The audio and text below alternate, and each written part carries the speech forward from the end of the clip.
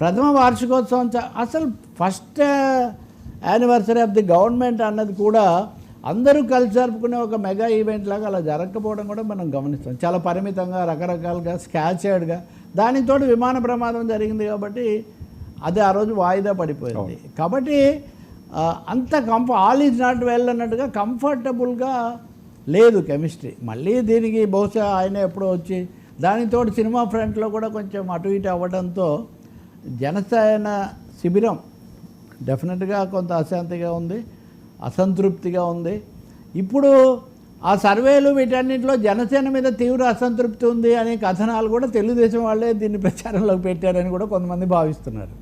అంటే మీకేమో అంతా బాగున్నట్టు మా నాయకుడు ఉన్న చోట మాకు సంబంధించిన వాళ్ళ మీదే అసంతృప్తి ఉందని మీరు ప్రచారంలో పెట్టారు. మీరు కొంచెం వెనక్కి వెళ్ళండి వర్మ.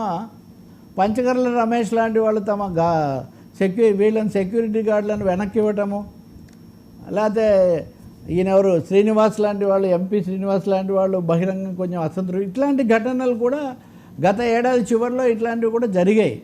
కాబట్టి బీజేపీ జనసేన కలిసి అడుగులు వేసింది కూడా మధ్యలో ఎక్కువగా జరగదు. కాబట్టి సంథింగ్ కూటమిలో ఏదో జరుగుతుంది. అది ఏం జరుగుతుంది, ఎంత జరుగుతుంది అనేది ఎలా ఉన్నా కానీ పదే పదే జై లోకేష్ అన్నది జై పవన్ అనే వాళ్ళకి నచ్చట్లేదు.